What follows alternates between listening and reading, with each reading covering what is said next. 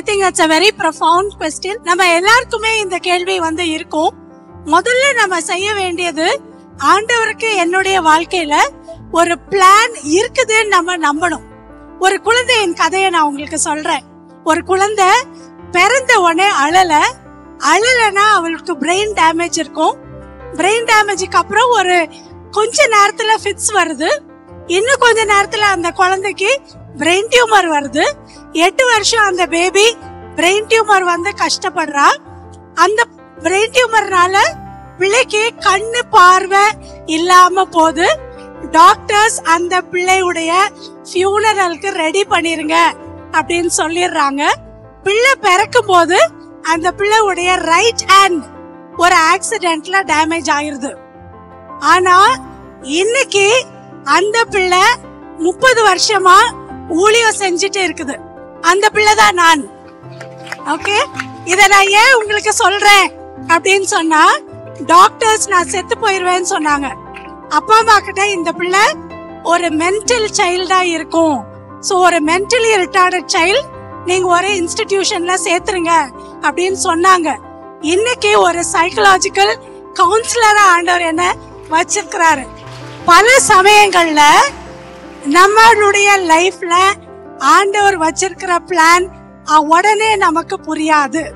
we may not understand it immediately.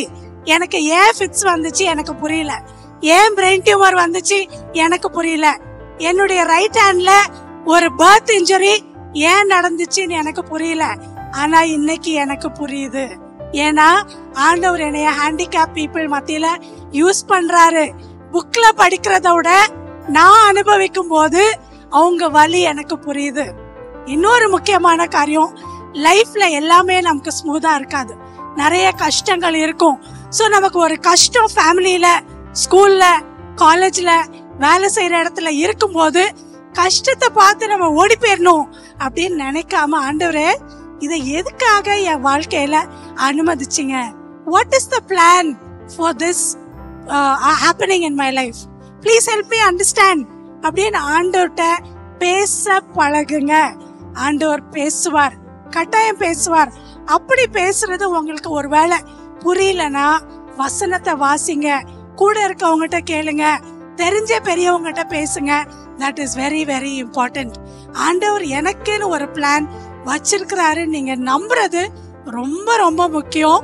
and that is how we find out God's plan. ஒரு முக்கியமான காரியத்தை நான் சொல்லணும்னு நினைக்கிறேன்.